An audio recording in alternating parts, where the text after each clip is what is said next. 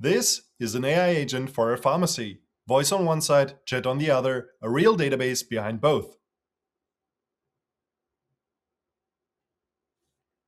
I asked it for something for a headache. It doesn't tell me what to take, it tells me what this pharmacy has on the shelf, what's in it, and offers to get me a pharmacist.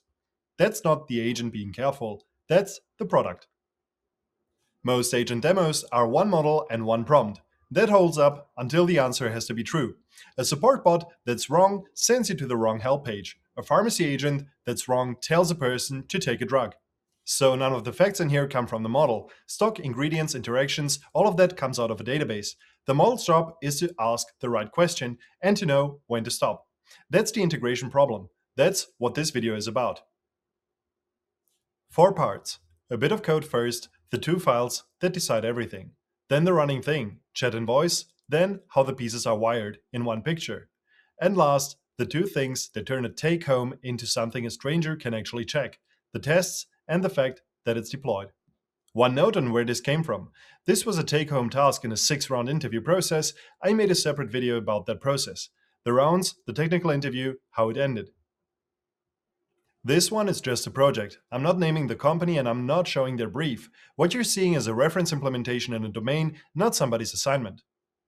Let's start with the file that does the most work.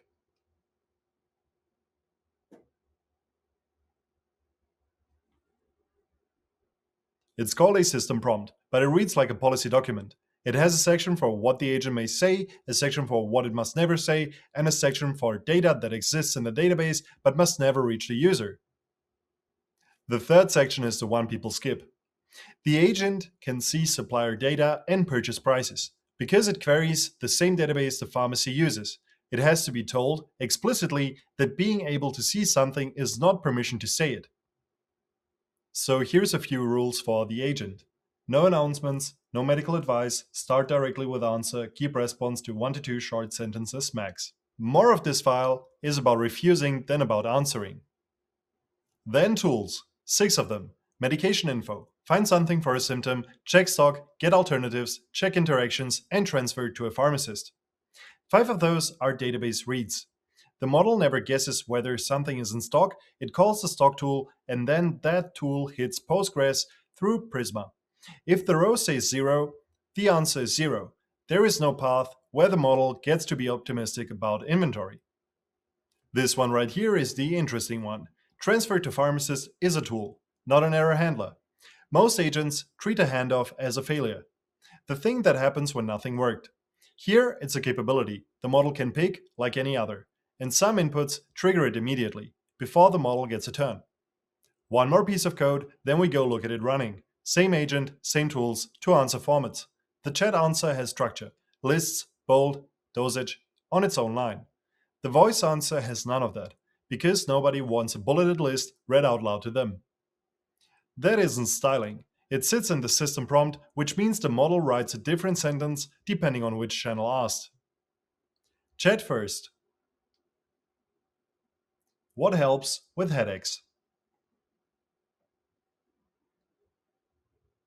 It doesn't reason about pharmacology. It calls the system tool, gets rows back, and reports what exists here. Do you have ibuprofen in stock? Interaction between aspirin and ibuprofen. Alternatives to paracetamol.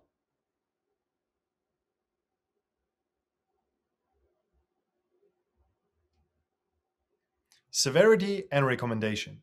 Both out of the database, not out of the model. And here's an edge case. I've had chest pain since this morning. What should I take?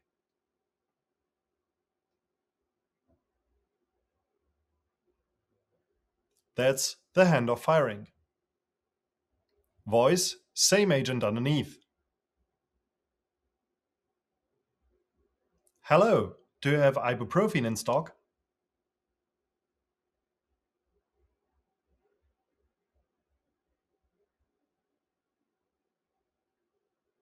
Yes, we have ibuprofen in stock and available for you. Microphone in, DeepGram turns it into text, Claude answers. 11 Labs speaks it back. 4 services in 1 round trip, and you can hear what that costs. 3 languages are in here: English, German, and a right-to-left language. The third one is the only one that costs real work. The layout mirrors, not just the strings. Every flex direction, every icon that points somewhere. Every margin that assumed a left edge. 7 things that had to be wired together.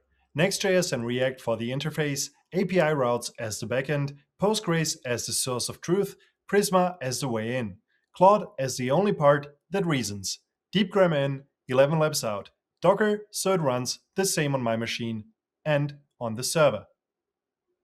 And the source of truth is a schema. Medications, ingredients, stock levels, interactions. Ordinary tables with ordinary columns. There is no retrieval step in this and no embeddings. The agent doesn't search for a probable answer, it reads a row. The rule that kept this from turning into spaghetti is one sentence. Every component has exactly one job and exactly one of them is allowed to be uncertain. The database is never uncertain. The speech services are never creative. The model is the only thing that improvises, and it can only improvise about wording, never about facts, because every fact has to come back through a tool. Draw that line early, and the rest of the integration is plumbing. 3 limits, because a demo that doesn't name them isn't a demo, it's an ad. It runs on a seeded dataset, not on a live pharmacy inventory. There is no pharmacist on the other end of that handoff. The handoff is real, the human isn't. And it's not a medical device. It isn't certified, and nothing in it is advice. 3 rules that carry over to any agent you build. 1. The model may be uncertain about words, never about facts. Every fact goes through a tool. 2. The handoff is a feature. Build it first, not last. 3. Write down what the agent must never do before you write what it should do. The prohibitions are the product. The demo is live. The anonymized code is on GitHub, both linked below. And if you want the other half of this, the 6 interview rounds this came out of, the video is right here. The point isn't the pharmacy. It's that turning 5 services into one honest answer is a boundary problem, not a model problem. My name is Damjan. Thank you very much for watching, subscribe for more AI and development tutorials, and see you in the next video.